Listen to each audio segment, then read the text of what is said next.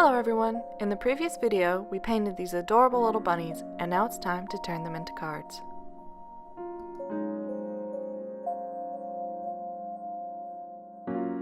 The first thing I do is to cut the paper to fit my scanner.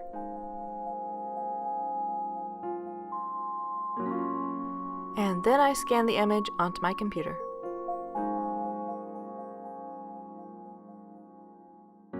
Once scanned, I adjust the colors using GIMP.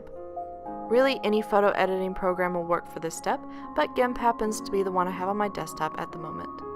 But I believe the majority of photo editing programs have the Levels color adjusting tool, and that is what I use to adjust the colors on this image.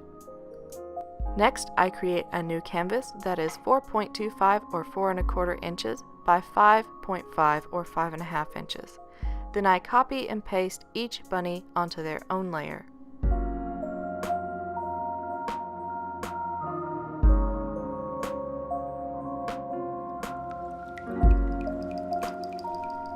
Once each bunny has his own layer, I will just save each layer as an image and send them all to my iPad for the next step.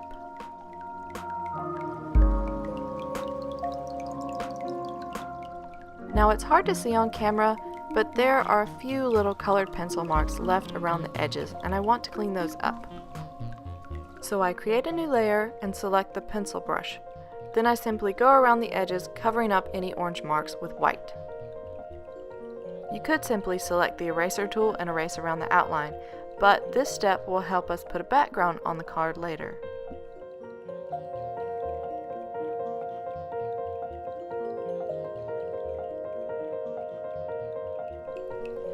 Now, if we make the bunny layer invisible, you can see the outline that we've made.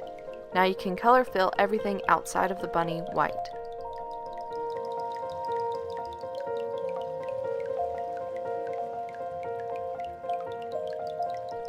Now here comes the color background step. If you want a colored background, create a clipping mask layer for your white layer, and now you can add in any color background you would like. Using any brush, any texture. You can even import a photo into the background if you would like. I played around with a couple different color options and a couple different designs, but I didn't really like any of them, so I decided in the end to not have a color in the background, but I wanted to leave this part in just because it might help somebody out with their own project.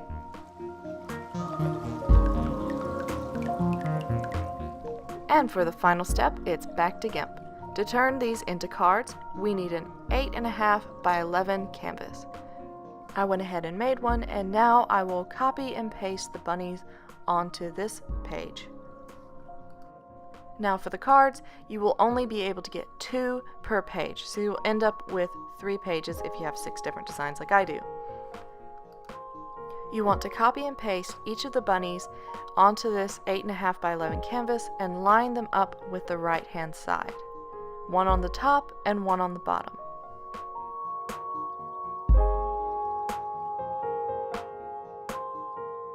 Now you want to take credit for your artwork and let everyone know who designed the cards.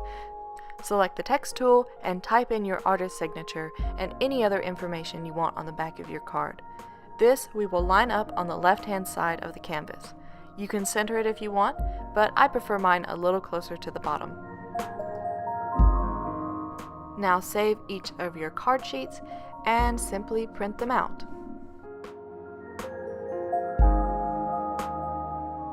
For printing cards, I prefer matte white cardstock. This is 110 pounds, but if your printer can take a thicker paper, you can go with a heavier pound. I have even tried watercolor paper in the past, and sometimes my printer will accept it and sometimes it won't. It just depends on the printer and how heavy duty it is. Now that all of our card sheets are printed, it is time to cut them in half and fold them. I use this guillotine paper cutter and I use a bone folder.